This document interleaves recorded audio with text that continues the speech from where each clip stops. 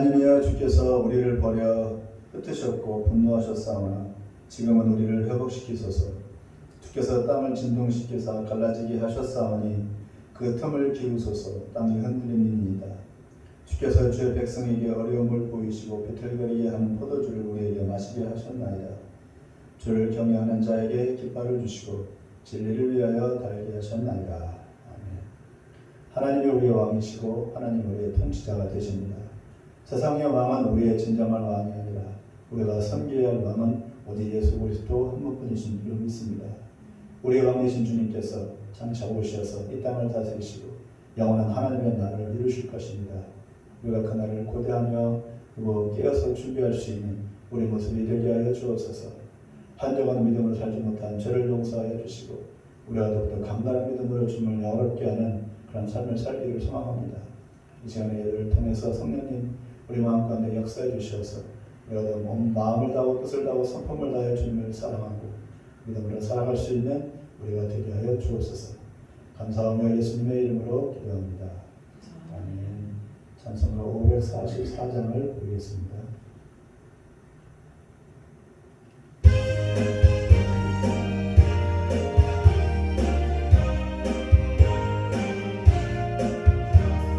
울어도 못하네 눈물 많이 흘려도 겁을 얻게 못하고 죄를 씻지 못하니 울어도 못하네. 십자가에 달려서 예수 보란 당했네. 나를 구원하시니 예수밖에 없네. 힘써도 못하네. 말과 뜻과 행실이 깨끗하고 착해도 다시 나게 못하니 힘써도 못하네. 십자가에 달려서 예수 고난 당했네. 나를 구원하시니 예수밖에 없네. 참아도 못하네. 할 수 없는 죄인이 흉한 죄에 빠져서 어찌하니 죽을까. 참아도 못하네. 십자가에 달려서 예수 고난 당했네. 나를 구원하시니 예수밖에 없네. 믿으면 하겠네. 주 예수만 믿어서 그 은혜를 힘입고 오직 주께 나가며 영원 삶을 얻네.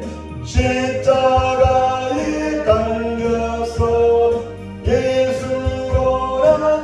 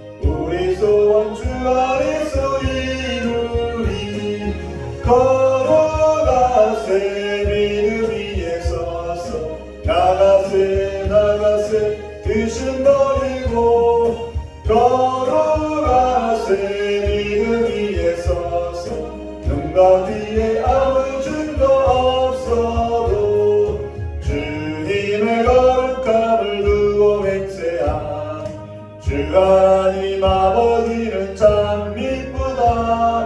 그 귀한 모든 약속 믿는 자에게 능치 못할 무슨 일이 있을까. 걸어가세 믿음 위에 서서 나가세 나가세 귀신 버리고 걸어가세 믿음 위에 서서 아무 증거 없어도. 오늘 나누실 교동문은 60번 보겠습니다. 성경책 맨 뒤로 가셔서 교동문 60번입니다.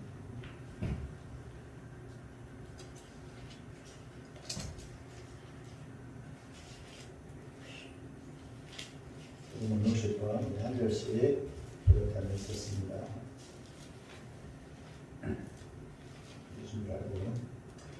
여호와여 주께서 나를 살펴보셨으므로 나를 아시나이다.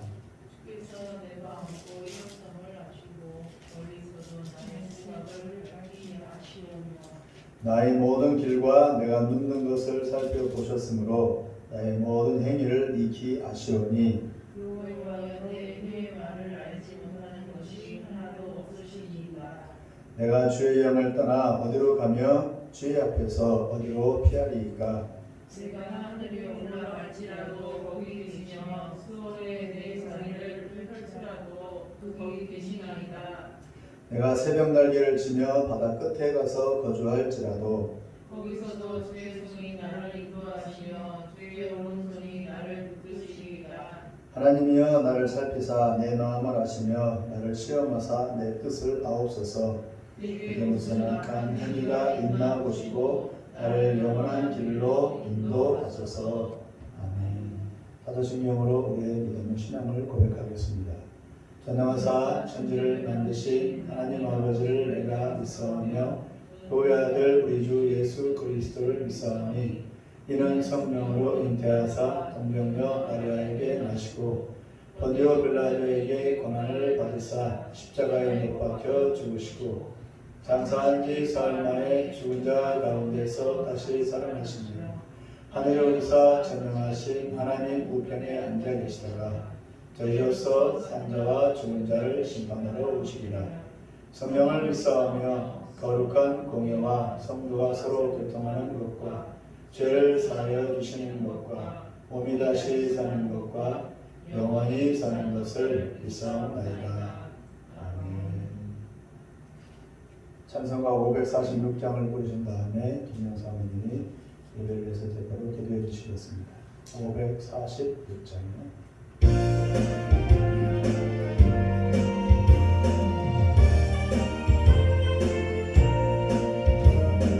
주님 약속하신 말씀 위에서 영원토록 주를 찬송하리라.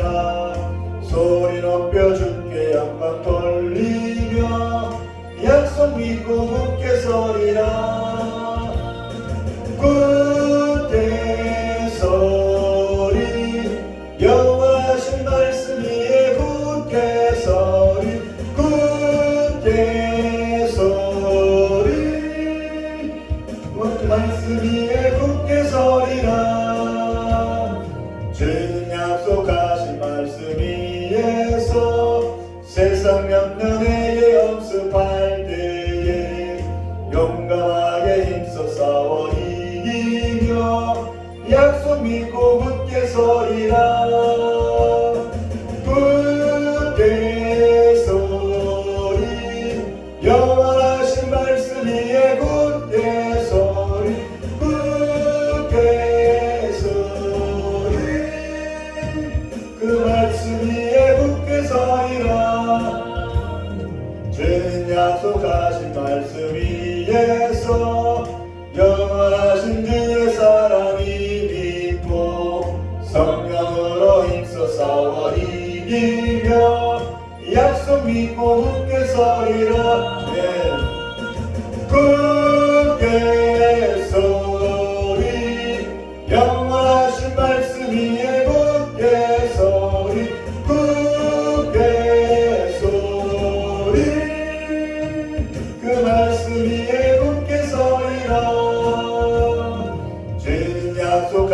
말씀 위에서 성령 인도하는 대로 행하며 주님 품에 항상 안식 얻으며 약속 믿고 굳게 서리라. 굳게 서리 영원하신 말씀 위에 굳게 서리 그 말씀 위에 굳게 서리라. 기도하겠습니다. 하나님 아버지 참으로 감사합니다. 주일을 맞이하여서 예배를 드리게 하여 주시고 우리들 마음이 주께 향하도록 이끌어 주신 것을 참으로 감사합니다. 하나님 날마다 깨있는 자들에게 도와주시고 하나님 그 말씀 붙들고 날마다 승리하는 자들 되게 이끌어 주시옵소서. 무엇보라도 예수 그리스도를 의지하며 나가는 우리들 되게 도와주시고 연약한 부분을 붙잡아 주시사 강하고 오른손으로 회복하게 하여 주시고 그 믿음의 용사로 아버지 서게 하여 주시옵소서. 하나님 이 예배를 통하여서 아버지 영광 나타나게 도와주시고 하나님 이 말씀으로서 말미암아 우리들이 날마다 주의 말씀 붙들며 아버지 사랑하는 자들이 되게 이끌어 주시옵소서. 말씀 선포하는 윤명호 목사님 아버지 영광의 건강함을 더하여 주시고 하나님께서 주신 뜻과 비전이 하나님 말씀에 의해서 아버지 펼쳐지게 도와주시고 아버지 그러한 동역자들이 많이 아버지 모여서 정말 그 공동체를 통하여서 정말 믿음으로 성행하는 아버지 그런 공동체가 되게 이끌어 주시옵소서. 하나님 우리들이 후원하는 아버지 성교사님 아버지 그 과정에 하나님께서 은혜를 보여주시고 하나님 그 민족이 속히 주님 앞에 돌아오기를 원합니다. 아버지 미족 중독이 아버지 이제 500개 아버지 넘지 않고 있습니다. 하나님 아버지 우리가 복음을 전할 때 정말 예수 그리스도가 아버지 우리를 위해서 구원하셨고 아버지 그 예수님을 말미암아 우리가 사망에서 아버지 정말 부활까지 아버지 우리가 그러한 존재이며 그 예수님이 다시 오심을 준비하는 거 아버지 우리 거룩한 자라면 아버지 선포하며 나가게 하여 주시옵소서. 아버지 열방의 그 민족들이 속히 돌아가기를 원하는데 아버지 무엇보다도 중보기도가 정말 필요합니다.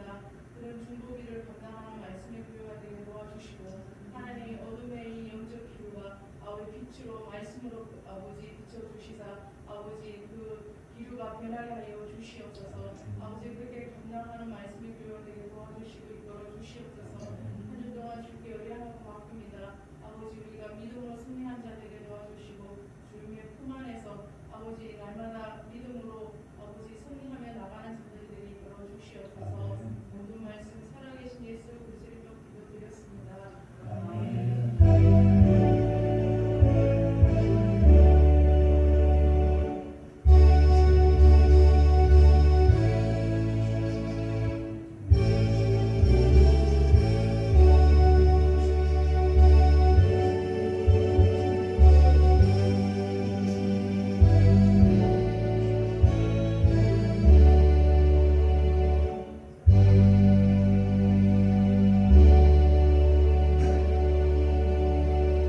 감사합니다. 지금 미전도 정도 수가 500개가 아니고 한 150여 개 정도 나눴다고 합니다. 그리고 더 수가 줄어서 한 100여 개 정도. 그리고 지금 2030년까지 거의 다 될 거라고 그렇게 다들 유튜브뿐만 아니라 다른 선교단체에서 그렇게 예측을 하고 있고 GDF라고 있어요. GDF인가 성경을 번역하는 번역회가 있어요. 위클리프 성경이라고 하는데 거기서 지금 2030년이면은 거의 전 세계 모든 종족의 성경으로 번역이 된다라고 이렇게 예측을 하고 있어요. 그걸 기점으로 해서 2030년이면은 모든 것이 보고가 될 것이다 라고 보고 있고 희한하게도 UN 프로젝트도 2030년 사우디아라비아의 그 프로젝트도 30년 이슬람의 세계 복음화 이슬람의 복음화도 이슬람화도 2030년 전 세계 모든 정책들도 희한하게 2030년에 맞춰져 있어요. 2030년이 뭔가 의미가 있지 않겠는가 하는 생각들을 추측을 해요. 2030년 예수님 오신다 그렇게 하면 잘못된 것이지만 그렇게 준비를 하는 것이 중요하겠다고 생각을 하고 있는 것이죠. 이슬람 우리나라에 계속 몰려들고 있는 거 아시죠? 이슬람이 계속 우리나라를 몰려들고 있어요. 지금 윤석열 대통령이 사우디아라비아에서 거의 빈살만 왕세자하고 40조에 가까운 지금 경제 협약을 맺었어요. 경제 협약을 맺은 것만 지금 방송을 해요. 좋다고. 근데 그 뒤에 뭐가 있어요? 그럼 뭐가 들어옵니까? 이슬람 돈을 쓰면 이자를 안 내요. 그건 좋아요. 원금만 상환하면 돼요. 조건이 있어요. 이슬람을 받아들여야 돼요. 그래서 지금 서울대학교는 우리나라에 이슬람 차관이 많이 들어서는 이유로 이명박 대통령 때 돈을 많이 차관을 들여왔어요. 이슬람 돈을. 그 대가로 지금 이슬람 차원이 들어가 있는 거예요. 그러니까 우리가 경제 협약을 맺어야 되기 때문에 어쩔 수 없는 것이죠. 돈을 빌려야 되는 거니까. 대신 우리가 그 이슬람을 들어오는 것을 막을 수가 없어요.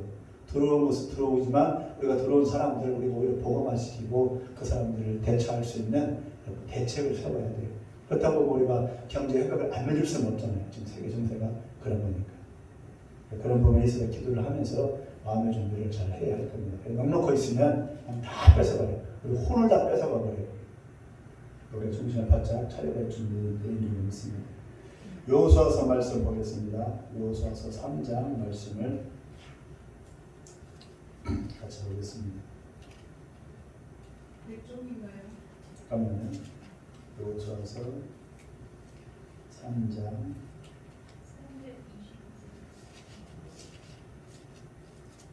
322페이지 322페이지요. 그 이쪽 읽겠습니다. 구약성경 322페이지 여호수아서 3장 1절에서 17절.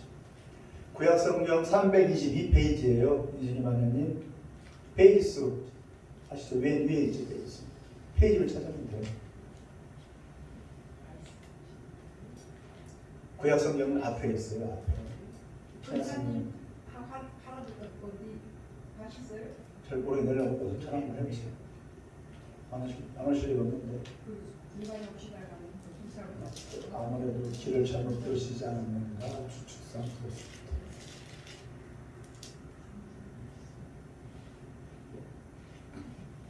아버지 깜빡 하시니까. 네. 1절부터 17절까지 천천히 같이 읽겠습니다. 얘기니까 예약 형식으로 되어 있으니까 내용을 파악하시면 될 것 같아요.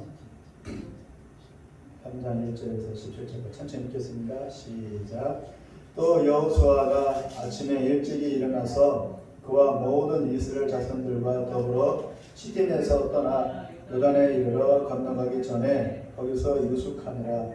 사흘 후에 관리들이 진중으로 두루 다니며 백성에게 명령하여 이르되 너희는 내 입사람 제사장들이 너희 하나님 여호와의 언약궤 매는 것을 보거든 너희가 있는 곳을 떠나 그 뒤를 따르라. 그러나 너희와 그 사이 거리가 2000규빗쯤 되게 하고 그것에 가까이 하지는 말라. 왜냐하면 너희가 행할 길을 알리니 너희가 이전에 이 길을 지나보지 못하였음이니라 하니라. 여호수아가 또 백성에게 이르되 너희는 자신을 성결하게 하라. 여호와께서 내일 너희 가운데 기이한 일들을 행하시리라. 여호수아가 또 제사장들에게 말하여 이르되 언약궤를 메고 백성에 앞서 건너라 하매 곧 언약궤를 메고 백성에 앞서 나아가니라. 여호와께서 여호수아에게 이르시되 내가 오늘부터 시작하여 너를 온 이스라엘의 목전에서 크게 하여 모세와 함께 있었던 것 같이 너와 함께 있는 것을 그들이 알게 하리라. 너는 언약궤를 맨 제사장들에게 명령하여 이르기를 너희가 요단 물가에 이르거든 요단에 들어서라 하라. 여호수아가 이스라엘 자손에게 이르되 이리 와서 너희의 하나님 여호와의 말씀을 들으라 하고 또 말하되 살아계신 하나님이 너희 가운데 계시사 가나안 족속과 헷 족속과 히위 족속과 브리스 족속과 히르가스 족속과 아모리 족속과 여부스 족속을 너희 앞에서 반드시 쫓아내실 줄을 이것으로써 너희가 알리라. 보라 온 땅의 주의 언약궤가 너희 앞에서 요단을 건너가나니 이에 이스라엘 지파 중에서 각 지파에 한 사람씩 12명을 택하라. 땅의 주 여호와의 궤를 맨 제사장들의 발바닥이 요단물을 밟고 멈추면 요단물 곧 위에서부터 흘러내리던 물이 끊어지고 한 곳에 쌓여 서리라. 백성이 요단을 건너려고 자기들의 장막을 건널 때 제사장들은 언약궤를 메고 백성 앞에서 나아가니라. 요단이 곡식도 도는 시기에는 항상 언덕에 넘치더라. 궤를 맨 자들이 요단에 이르며 궤를 맨 제사장들의 발이 물가에 잠기자 곧 위에서부터 흘러내리던 물이 그쳐서 사르단에 가까운 매우 멀리 있는 아담성의 변기에 일어나 한 곳에 쌓이고 아라바의 바다 열매로 향하여 흘러가는 물은 온전히 끊어지매 백성이 여리고 앞으로 바로 건널세 여호와의 언약궤를 맨 제사장들은 요단 가운데 마른 땅에 굳게 섰고 그 모든 백성이 요단을 건너기를 마칠 때까지 모든 이스라엘은 그 마른 땅으로 건너갔더라. 역사적인 사건이 오늘 3장 말씀에 기록되어 있습니다. 애굽 땅에서 출애굽한 탈출을 한 이스라엘 백성들이 40년 동안을 광야에서 뱅글뱅글 돌면서 도는 것이 문제가 아니고 하나님께서는 이스라엘 백성한테 뭐라고 말하면 가나안 땅으로 들어가라고 했거든요. 가나안 땅으로 들어가려면 먼저 애굽을 탈출해서 광야로 가려면 홍해 바다를 건너야 되고 그 다음에 광야에서 가나안 땅으로 들어가려면 다시 요단강을 건너가야 합니다. 그런데 이스라엘 백성들이 광야에서 40년을 뱅글뱅글 돌면서 요단강을 건너 가나안 땅으로 들어가지 못했어요. 왜냐하면 두려워서. 거기에는 우글우글거리는 등치가 큰 가나안 족속들이 수많은 사람들이 그 땅에 살면서 이스라엘 백성들을 잡아 죽이려고 했기 때문에 이스라엘 백성들은 두려워서 거기로 들어가지 못했어요. 그래서 아비 세대, 어미 세대가 몽땅 다 광야 40년 동안 뱅글뱅글 돌면서 다 죽었어요. 떼죽음을 당했어요. 그래서 그 다음에 모세 이후에 여호와 시대에 그 자식 세대, 아들 세대, 딸 세대에 이르러서야 오늘 본문 말씀처럼 요단강을 건너 가나안 땅으로 들어갈 수가 있었어요. 가나안 땅을 들어갔다는 것은 바꿔 말하면 하나님의 말씀이 이스라엘 백성들을 통해서 이루어졌다 하는 것을 의미하는 것이고 이스라엘 백성들이 가나안 땅에 들어갔다는 것은 이제 하나님의 뜻이 이스라엘 백성들을 통해서 가나안 족속에 널리 퍼지게 된다는 것을 의미하는 것입니다. 가나안 땅으로 반드시 들어가야만 돼요. 그게 하나님의 계획이니까. 왜냐하면 이스라엘 백성들을 통해서 가나안 족속과 함께 온 열방의 영혼들을 구원하시려고 하는 것이 하나님의 본 뜻이기 때문에 이스라엘 백성들이 문제가 아니라 하나님의 계획을 이루기 위해서 이스라엘 백성들은 마땅히 가나안 땅으로 들어가야만 했는데 근데 이스라엘 백성들은 아비 세대는 들어갈 수가 없었어요. 왜? 믿음이 없었어. 오늘 말씀 요주가 그렇습니다. 오늘 말씀의 제목이 홍해와 요단강인데 홍해는 건넜지만 요단강은 건너지 못한 아비 세대 이스라엘 백성들에 대한 믿음의 한계에 대해서 살펴보면서 과연 우리의 믿음은 요단강을 건널 수 있느냐, 가나안 땅으로 들어갈 수 있느냐, 하나님의 말씀에 순종해서 어디든지 가라 하시는 어디든지 갈 수 있느냐, 그런 마음의 준비가 믿음의 결단이 되어 있느냐, 우리 자신을 돌아보면서 한번 심각하게 고민하면서 한 말씀을 같이 묵상해 보았으면 참 좋겠습니다. 잠깐 기도하겠습니다. 전능하신 아버지 하나님, 하나님의 세상을 만드셨고 그 하나님이 우리를 구원하심에 우리 아버지가 되십니다. 하나님이 우리 보호자이시며 위로자가 되십니다. 세상과 세상 권세자 사단은 우리를 쓰러뜨리려 하고 우리로 하여금 앞으로 나아가지 못하게 하지만 결코 우리는 현실에 머물 수 없습니다. 우리의 믿음은 영원을 바라보며 영원하신 하나님의 얼굴을 소망하기 때문입니다. 이 시간 하나님의 백성 이스라엘의 지나온 여정을 돌아보며 이 시대에 하나님이 우리에게 바라는 신앙이 무엇인지를 살펴보고자 합니다. 낙심과 걱정은 떠나가게 하시고 소망과 열정으로 체험받는 생명의 시간이 되게 하여 주옵소서. 예수님의 이름으로 기도합니다. 아멘. 오늘 읽은 본문은 이스라엘 민족이 출애굽한 이후에 모세를 따라서 광야 생활 40년을 거친 이후 이제 그 후계자인 여호수아를 지도자로 삼고 가나안 땅으로 들어가는 운명적인 큰 사건에 대해서 말씀하고 있습니다. 이렇게 오셨습니다. 오늘 말씀이 우리에게 주는 교훈은 승리하는 믿음, 전진하는 믿음, 그리고 결코 물러서지 않는 믿음을 가지라는 것입니다. 하나님은 이스라엘이 강한 민족이 되어서 주변을 정복하고 하나님의 영광의 빛을 드러내기를 원하셨습니다. 이것이 이스라엘 백성들의 사명이었어요. 이스라엘 백성 자체가 하나님의 목적이 아니라 이스라엘 백성들한테 사명을 주어서 이스라엘 백성들이 그 사명을 이루는 것. 그래서 온 나라, 온 민족이 다 하나님을 경배하게 하는 것. 그것이 이스라엘 백성들의 사명이었습니다. 소심하고 나약해서는 결코 하나님의 능력과 크심을 드러내지를 못합니다. 그래서 하나님은 계속해서 이스라엘 민족에게 강하고 담대하라고 요청하셨습니다. 오늘 이 시간을 통해서 세상을 이기고 나의 한계를 이기고 나 자신을 뛰어넘어 크신 하나님의 손길을 의지하고 그래서 사단을 정복하는 능력의 믿음으로 새롭게 되어지기를 간절히 소망합니다. 이스라엘의 3대 조상은 아브라함, 이삭, 야곱입니다. 이들에 의해서 이스라엘 민족의 기초가 놓여졌습니다. 그런데 더 실제적인 역할을 한 사람이 있으니 바로 요셉입니다. 요셉은 어려서 형제들로부터 왕따를 당하고 급기야 노예로 팔려가는 아주 슬픈 일을 당한 사람입니다. 누명을 쓰고 감옥에 갇히기도 하고 죽을 고생을 하면서 집 떠나 홀로 자랐지만 오직 하나, 하나님이 나와 함께 하신다. 하나님이 나에게 꿈을 보여주셨다. 그 꿈이 반드시 이루어진다. 그 꿈을 위해 나를 부르시고 나를 세우셨다는 확신을 가지고 기어이 애굽 제국의 총리가 되었습니다. 누가요?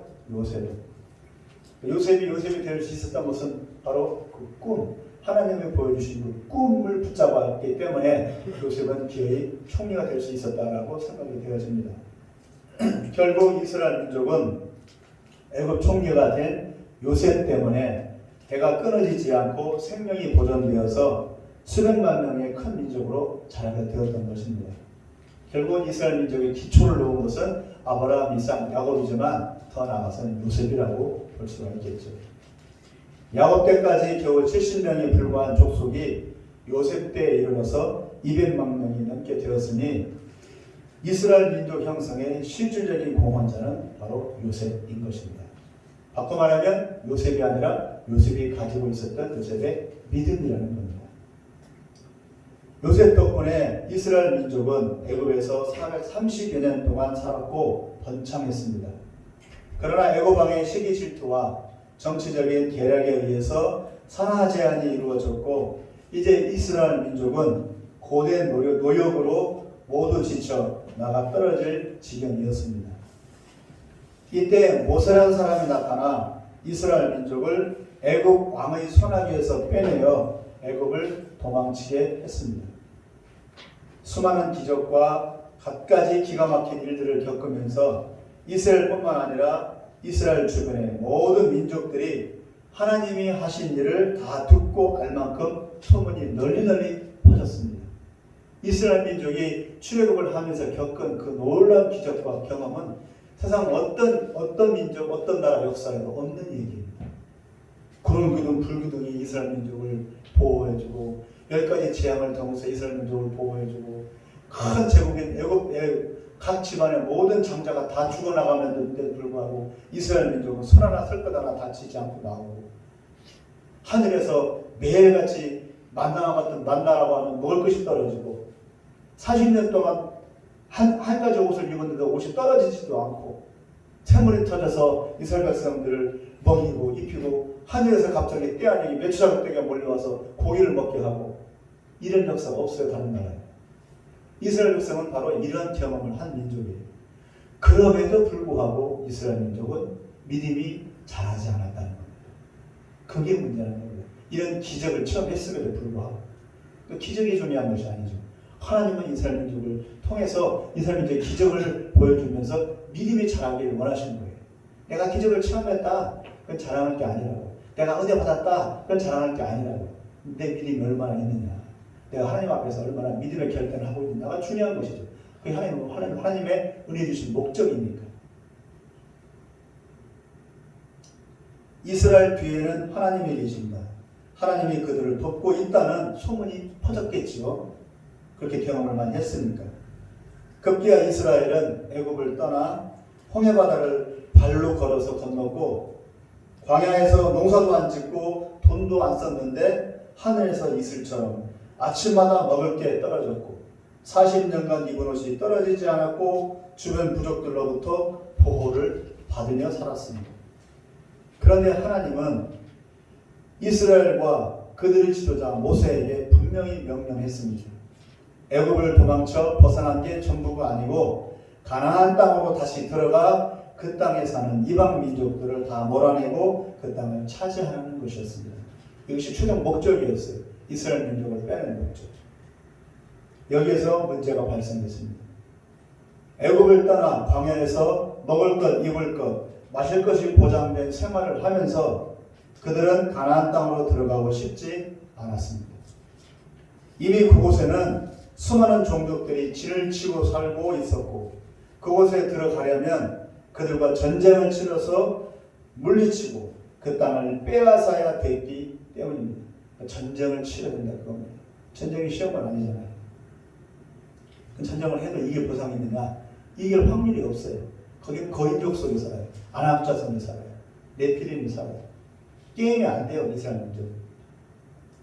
그러나 이 일은 이스라엘을 위한 일이 아니라 하나님의 계획과 목적이 있는 일이었습니다.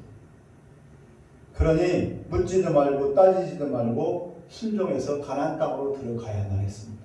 이것이 믿음입니다. 묻지도 말고 따지지도 말고 그냥 순종하는 것. 이게 믿음이라고. 아쉽게도 이스라엘은 가나안으로 들어가지 않았고 떠돌이 나그네처럼 광야에서 뱅글뱅글 도는 삶에 익숙해져 버렸습니다. 수십 년 동안 광야에서 뱅글뱅글 하다 보니까 그 생활에 익숙해진 거예요. 먹을 게 없느냐? 매일같이 하늘에서 먹을 게 떨어져요. 마실 것이 없느냐? 지팡이로 모세가 지팡이를 딱딱 두드리면 샘물이 터져. 그리고 때 아니면 며칠 후에 몰라서 고기도 먹어. 옷도 그대로야. 먹을 것, 입을 것, 마실 것이 걱정이 없어. 그러니까 가나안 땅, 광야를 떠나고 싶지 않아요. 가나안 땅으로 안 가고 싶은 거예요. 만약에 먹을 것이 없고 죽을 지경이다. 그러면 살기 위해서 가나안 땅으로 갔겠죠. 하나님이 주신 은혜를 즐기는 거예요. 즐기면서 하나님의 명령에 순종하지 않아요. 사실은 이런 신앙이 태반입니다. 한국과 전 세계 이런 신앙이 태반. 그러면서 하는 얘기, 나는 은혜 받았다. 나는 은혜 받았다. 라고 자랑하는 거예요. 저도 그랬어요. 처음에. 은혜 받았다. 경험했다. 꿈을 꿨다. 환상 보았다. 이거잖아요. 그래 어쩌라고. 네 믿음이 지금 하나님 앞에서 너희 믿음이 얼마나 믿음 행위를 했느냐. 그거에 대해서는 말할 수가 없는 거죠. 하나님은 그걸 위해서 은혜를 주시고 경험을 하게 하셨는데 대부분이 다 그런 믿음에 지금 멈춰져 있는 겁니다. 잘하지 않는 것이죠. 태어나긴 했지만 잘함이 없습니다. 이대로가 조사오니가 되어버린 것입니다. 애굽 땅에서 못 살겠으니 우리 좀 더 빼내주세요 라고 외쳤던 이들이 이제는 가나안 땅을 향해 더 이상 나아가려고 하지를 않았습니다. 사흘이면 건너는 광야에서 뱅글뱅글 40년간 헛걸음을 친 것입니다. 이 시대에 많은 이들이 예수 믿고 나서 다 되었다고 여기고 손을 놓아버립니다. 이제부터 시작인데 오히려 손을 놓고 은혜 받기에 영향이 없습니다. 은혜 받는 것은 좋죠. 그 다음이 문제죠. 은혜 받은 이후가 없어요. 은혜 받기에만 급급해요. 예수님 알기 시작한 것, 거듭난 것은 이제 아기가 갓 태어난 것입니다. 이제 육신으로 살던 습관을 버리고 믿음으로 사는 인생이 이제 시작이 되는 겁니다. 거듭났다는 것은 하나님을 경외하고 하나님의 말씀을 믿고 순종하는 믿음을 자꾸만 이제 키워가야 하는데 이제 구원 깊게 받았으니 대충 살지 뭐 합니다. 한숨 돌렸으니 되지 뭐 라고 합니다. 그 결과는 세상 권세 잡은 사단의 몰감이 된다는 것입니다. 갓 태어난 아기는 아무 힘이 없습니다. 자기 자신을 보호하지도 못합니다. 거북이가 바닷가에다가 오늘 텔레비 이제 내셔널 지오그래피라고 하죠. 그걸 보니까 이런 프로그램이 나오더라고요. 거북이가 바닷가에다가 알을 그냥 수백 개 낳아요. 그냥 무조건 그냥 구덩이를 파놓고 그 어미 거북이가 알을 그냥 낳더라고요. 계속 나와서 놓고 그다음에 모래로 대충 덮어놓고 그냥 어미 거북이는 훌쩍 떠나고요. 그러면 시간이 지나면 그 알에서 새끼 거북이들이 깨어나서 다 우글우글 깨어나요. 수백 개니까 수백 개 아래에서 거북이들 조그만 그 거북이들이 막 깨어나요. 그 거미 떼처럼. 그래서 해주고 나와서는 어떻게 하냐면 바닷가를 향해 이제 바다로 갈 사니까 거북이니까 바닷가를 향해서 죽을 힘을 다해 호적거리며 나아갑니다. 수백 마리의 이 거북이 새끼들이. 근데 이제 그 문제는 그것이 아니고 가는 얼마 안 돼 거리가 한 100m도 안 돼. 바닷가니까 몇십 미터 안 되거든요. 그 거리를 못 가는 거예요. 거북이들이. 새끼 거북이들이. 왜 못 가느냐? 얼마 안 되는 그 거리를 가는 동안에 새떼가 많잖아요. 새 밥이 되고 또 여우도 달라붙더라고요. 여러 짐승들의 밥이 되어버려요. 좋은 먹잇감이죠. 새끼 거북이. 결국 남은 것은 수백 개의 알에서 몇 개의 새끼밖에 남지 않습니다. 그러나 이렇게 바다로 들어가도 거기에서도 물고기들의 밥이 되어서 살아남는 것은 진짜 수백 개에서 손가락에 꼽을 정도에 불과합니다. 얼마 안 남아요. 수많은 짐승들이 잡아먹으려고 이미 진을 치고 있어요. 어미 거북이가 알을 깔게 되면 새들이 다 쳐다보고 있는 거예요. 알났네, 저 우리 먹잇감이야. 마찬가지로 처음 예수 믿고 새롭게 태어난 하나님의 자녀들을 잡아먹기 위해서 이미 사단은 진을 치고 기다리고 있다는 겁니다. 거듭나는 문제가 아니라 이제 먹잇감이 된다는 거예요. 그리고는 수만 가지의 다양한 방법으로 쓰러뜨리려고 온갖 방법을 동원합니다. 고생길이 시작되는 겁니다.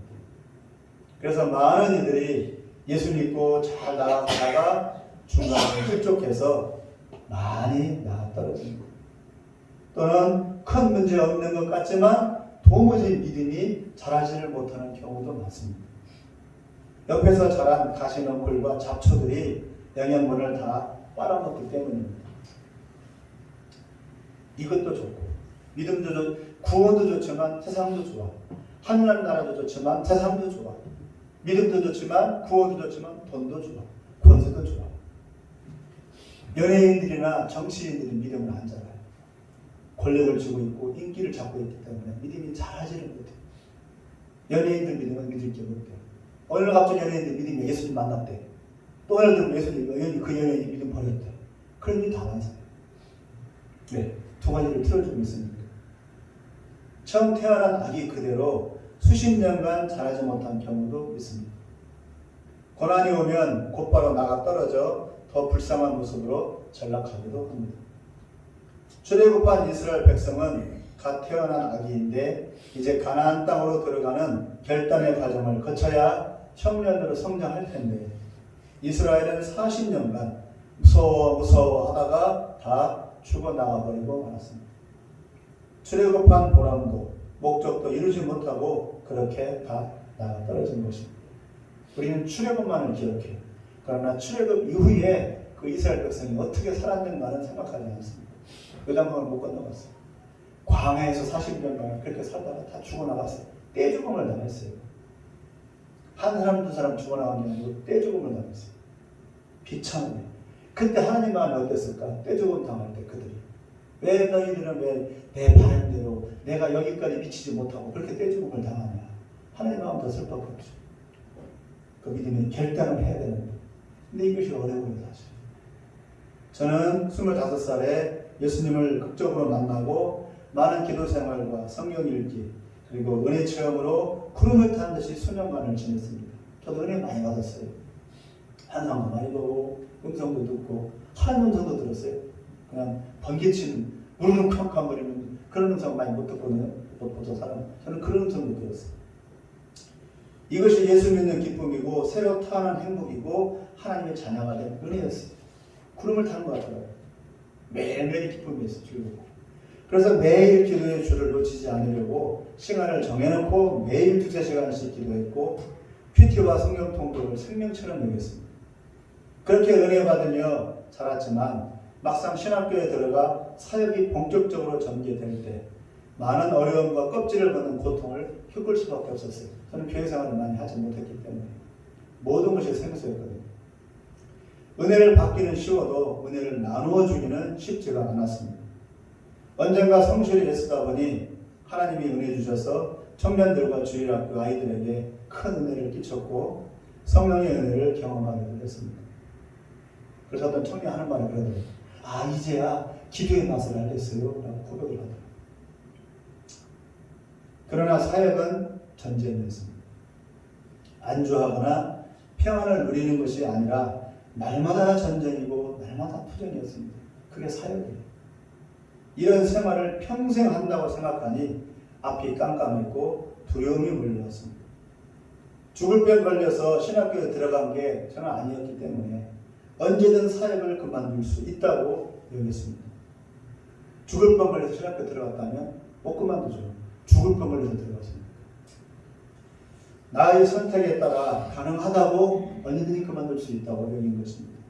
그러나 나에게 맡겨진 사역은 나의 의지가 아닌 하나님의 부르심이었다는 것을 지금이야 깨닫습니다.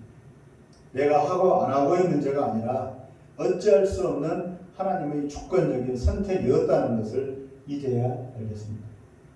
그때는 그것을 모르고 내 마음대로 돌아서 버렸고 그 이후에 나의 인생은 꼬이게 되었고 끝도 없는 나락으로 곤두박질 치기 시작했습니다. 넘어야 할 산을 넘지 못한 결과는 처참한 추락뿐이었습니다. 이미 출애굽한 이스라엘은 선택의 여지가 없습니다. 이미 하나님의 기적과 은혜를 체험한 이상 벗어날 수가 없는 거예요. 하나님이 명령에 순종하는 것, 그것만 남아있는 겁니다. 은혜 받은 대가가 그거라고요. 은혜를 받아놓고 명령에 순종하지 않아. 그럼 나 잘못된 거지. 그럼 처음부터 은혜를 받지 말던가. 그러지 않으면 발에 밟히는 소금이 될 뿐입니다. 명령에 순종하지 않으면. 주변 민족들이 비웃고 무시했습니다. 그들이 이스라엘을 쳐서 이기고 승리했을 때 그들은 자신들이 강하고 잘나서 이스라엘을 이긴 줄로 알았습니다. 그러나 사실은 이스라엘이 하나님의 말씀에 순종 안 하고 믿음을 잃어버렸기 때문에 이방 민족들에게 져서 어려움을 당하게 된 것이었습니다. 그렇게 멸시를 당한단 말입니다. 이스라엘 민족은 불순종한 결과. 세상의 중심은 이스라엘이고 하나님 믿는 그리스도인들입니다.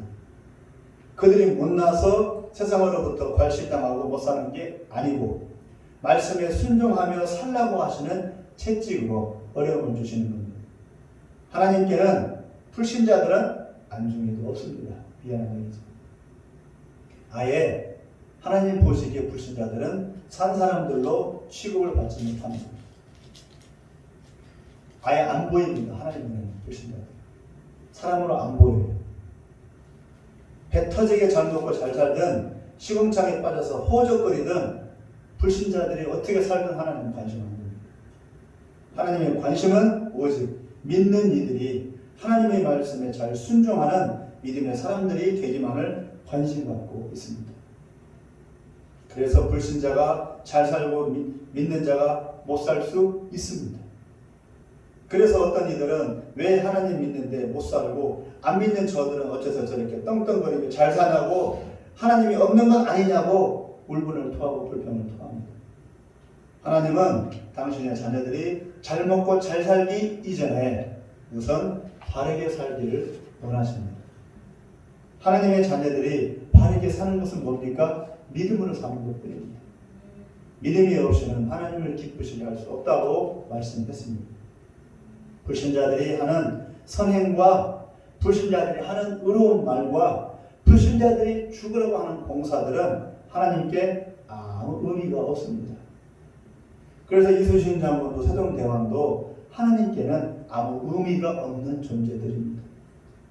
오늘 본문에서 모세를 이어 여호수아가 이스라엘의 지도자가 되었고 여호수아가 애굽을 도망쳐 나올 때 함께 했었던 그 어른들은 40년간 불순종하다가 광야에서 모두 죽고 난 이후 그 아들 세대가 이제 장성해서 여호수아 앞에 있습니다. 여전히 그들에게도 숙제가 주어져 있습니다. 아들 세대들에게도 다른 길은 없습니다. 그들 아비 세대에게 주셨던 바로 그 명령, 곧 가나안 땅으로 들어가야 한다는 옛날의 그 명령이 여전히 아들 세대들에게도 유효한 것입니다. 하나님은 절대로 그 명령을 거두지 않아요. 하나님은 항상 자기 입으로 내뱉은 말은 반드시 이루고야 합니다. 누가 죽어나가든 말든. 그게 하나님의 공언입니다. 하나님의 명령은 결코 번복되지 않습니다. 이루어질 때까지 이스라엘 백성을 떼죽음시켜서라도 반드시 이루십니다. 홀로코스트로 유대인 600만 명이 몰살을 당해도 하나님은 그들이 회개하고 돌이킬 때까지 포기하지 않습니다. 사랑은 죽음같이 강하고 질투는 수울같이 잔인하다고 말씀했습니다. 이것이 하나님의 열정이고 집요함입니다. 결국 그 아들 세대를 이끌고 여호수아는 만반의 준비를 이제 다 합니다. 3장 5절을 다 같이 한번 읽겠습니다. 3장 5절이요. 시작. 여호수아가 또 백성에게 이르되 너희는 자신을 성결하게 하라. 여호와께서 내일 너희 가운데 기이한 일들을 행하시리라. 7절도요. 시작. 여호와께서 여호수아에게 이르시되 내가 오늘부터 시작하여 너를 온 이스라엘의 목전에서 크게 하여 내가 모세와 함께 있었던 것 같이 너와 함께 있는 것을 그들이 알게 하리라. 보고 듣고 알게 하신다는 하나님이 살아계시고 그들과 함께 하신다는 것을. 그러니 반드시 믿음으로 요단강을 건너 가나안 땅으로 들어가라. 목적은 그거예요. 요단강을 건너가라. 그래 기이한 일들을 보여주시겠다. 가나안 땅은 만만한 땅이 아닙니다. 가나안 족속들이 우글거리고 있습니다. 이스라엘보다 더 크고 힘이 세고 싸움도 잘하고 숫자도 수십 배 더 많습니다. 그런데도 하나님은 들어가라고 떠밉니다. 죽으면 어쩌라고요? 우리 민족 다 전멸하면 책임질 건가요? 라고 항변할 기회도 안 줍니다. 안 가니까 차츰차츰 죽어나가기 때문입니다. 이미 알고 정해진 길에 대해서는 구구절절히 설명하지도 않고 다그치지도 않습니다. 몸으로 겪게 하십니다.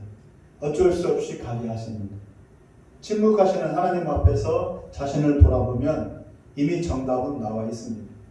문제는 내가 믿음으로 나아가지 못하기 때문입니다.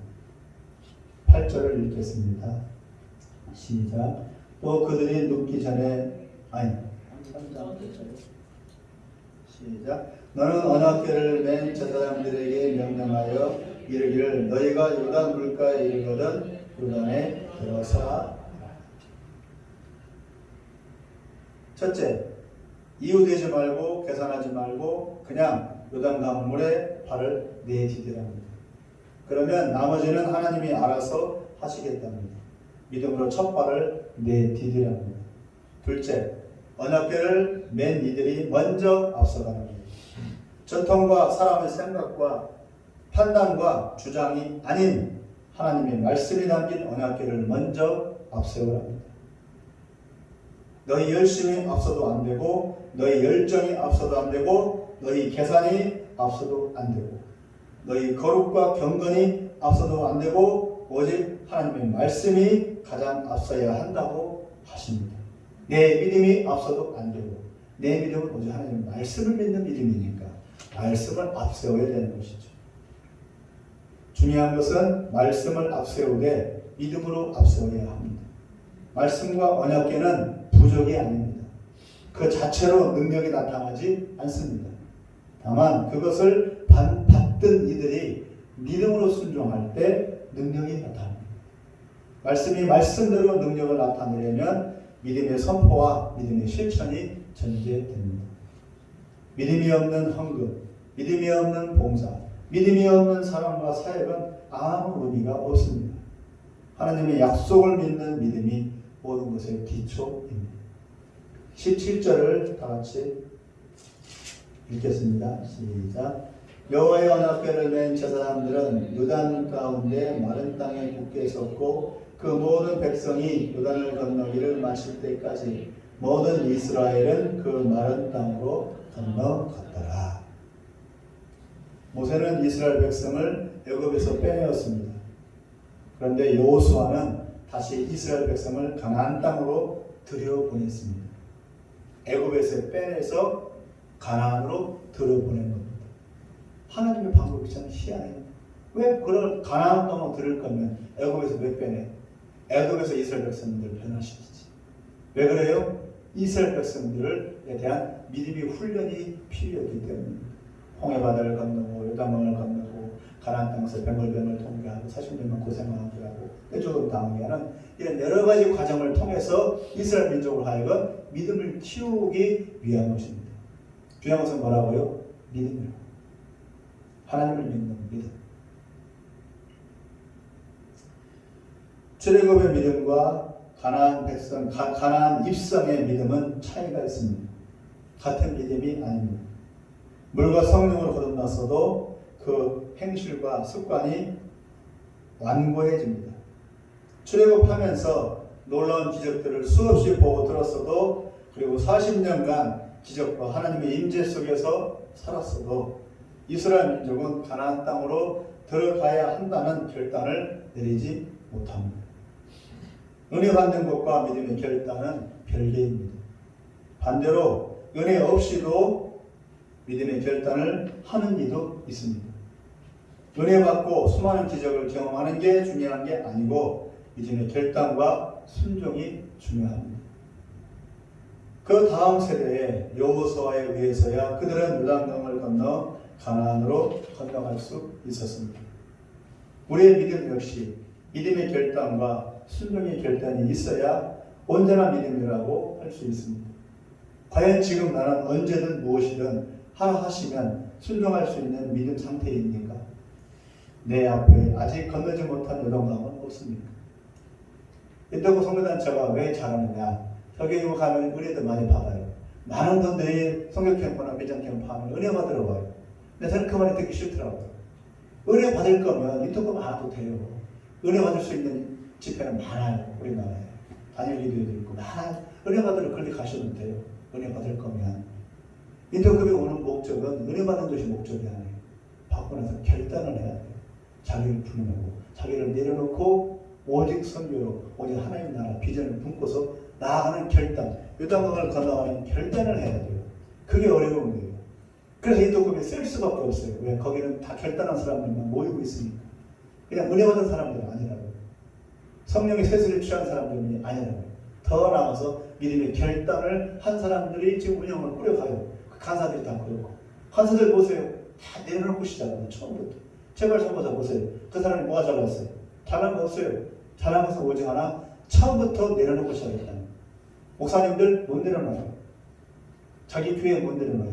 자기 목회 못 내려놔요. 일반 집산 장로님들 자기 가정 사업체 못 내려놔요. 돈 권력 못 내려놔요. 자기 명예 못 내려놔요. 그러면 그게 한계예요. 하나님께서 우리에게 원하시는 믿음은 다 내려놓으래요. 다 내려놓고 시작하래요. 그렇게 어렵죠. 요단강을 건너가려면 다 내려놔야 돼요. 그래서 그 단체가 쓸 수밖에 없고 마지막 때 하나님께서 쓰실 수밖에 없는 거예요. 틀어지고는 못하는 겁니다. 말씀을 맺겠습니다. 수많은 기적을 일으키고 내 사랑하는 아들이라고 인정받은 예수님조차도 겟세마네 동산에서 자기를 철저히 내려놓는 결단의 기도, 겟세마네 기도 이후에야 십자가를 짊어지고 구원의 물줄기를 열어놓을 수 있었습니다. 하나님의 아들이 하나님의 아들이니까 그냥 십자가 달리면 돼.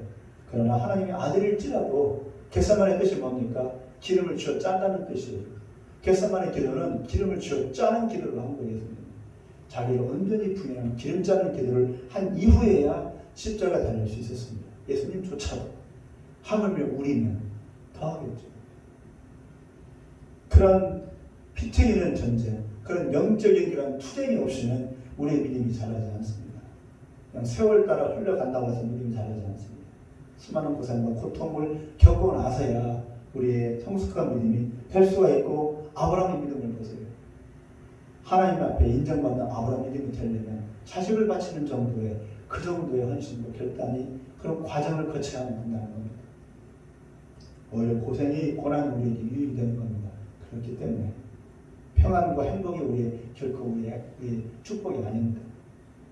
나의 구원을 넘어 남의 구원을 위해서 나 자신을 부인하는 믿음의 결단이 필요한 시점입니다. 지금 마지막 때가 그런 겁니다. 왜 마지막 때가 왜 중요하냐?